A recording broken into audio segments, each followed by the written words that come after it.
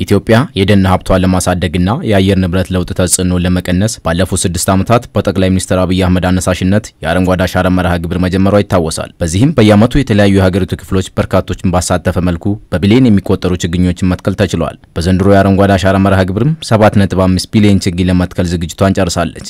የአረንጓዴ አሻራ መርሃ ግብር የተራቆተ መሬትን እንዲያገግምና ስነ ምህዳሩን ከማስተካከልም ባለፈ ኢኮኖሚያዊ ጠቀሜታንም ያረጋገጠ ነው። በዚህ ረገድ ዝግጅቱን እያጠናቀቀ የሚገኘው የኦሮሚያ ክልልም እንደየአካባቢው ጸጋና ስነ ምህዳር ተስማሚ የሆኑ ችግኞችን አዘጋጅቷል። የሻይ ቅጠል ችግኝ ደግሞ ትኩረት ከተሰጡት መካከል አንዱ ነው። በእኛ ዞን እንደ አንድ ኢኒሺዬቲቭ እየተሰጠንና ለመነሻ በዞናችን የጀመረ ነው።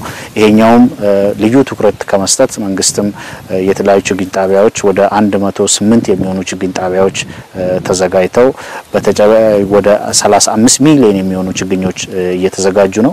እዚህ ላይ በባህሪው ሻዩ ለአሲዳማ መሬት ላይ ያለውን ችግር ተንተርሶ መልማት የሚችል በመሆኑ ልዩ ትኩረት እየተሰራ ነው። በዘንድሮ ዓመትም ከ9433 ሄክታር በላይ ላይ ለመትከል ችግኞች ተዘጋጅተዋል። የሻይ ምርት የአፈር አሲዳማነትን መቋቋም የሚችል እንደሆነ በመግለጽ ምርታማነትን በማሳደግ ከፍተኛ ውጤት የሚያስገኝና አምራቹ ከራሱ አልፎ ለውጭ ገበያ እንደሚያውልም ተነስቷል። ኢኒሺዬቲቭ ስንል ወደ ውጭ ኤክስፖርት የሚደረግ የግብርና አይነት ነው።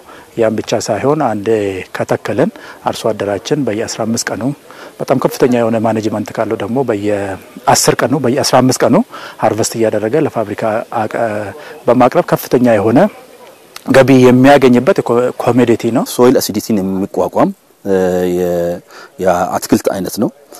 አሲዲቲ ደግሞ ክልላችን ላይ በጣም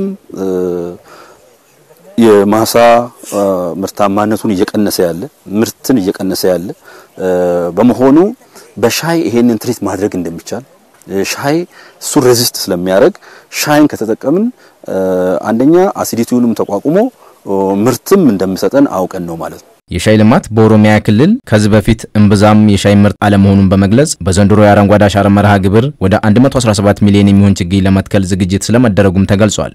ሻይ ልማት ክልላችን ላይ በስፋት አይታወቅም። ሲታወቅ የነበረው በድርጅቶች ግለሰቦች ብቻ ነበር። አሁን ይሄንን ኢኒሺዬቲቭ እንደ ኢኒሺዬቲቭ ቀርጸን ወደ ስራ ከገባን በኋላ ሰፋፊ እንቅስቃሴዎችን አድርገናል። በተለይም ዘንድሮ ወደ 117 ሚሊዮን የሚሆነውን ችግኝ እንተክናለን ብለን አቅደን እንቅስቃሴ ውስጥ ገብተናል። ይሄ ችግኙ በየቦታው ተዘጋጅቷል።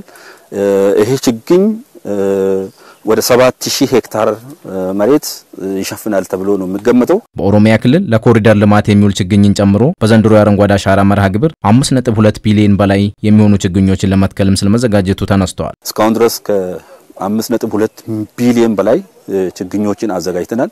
እነዚህ ችግኞች ለተለያዩ አገልግሎት የሚውሉ ችግኞች ናቸው ማለት ነው። ዘንድሮ ዓመት በተለይም ኦሮሚያ ላይ የኮሪደር ልማት ስራ በስፋት እየተሰራ የሚገኝበት ሁኔታ ነው ያለው። በዚህ በኮሪደር ልማት ስራችን አንዱና ትልቁን በግብርና በኩል ማዘጋጀት ያለብን ለውበት የሚሆኑት ችግኞች ማዘጋጀት ላይ ከፍተኛ ትኩረት ሰጥተን ነው ስንሰራ የነበረው። መርሃ ግብሩ የደን ሽፋን እንዲያድግ ሚናው የጎላ ሲሆን ኢትዮጵያ ይህንን መርሃ ግብር ስትጀምር 17.2% የነበረው የደን ሽፋኗ አሁን ላይ ማደጉም ተነስቷል።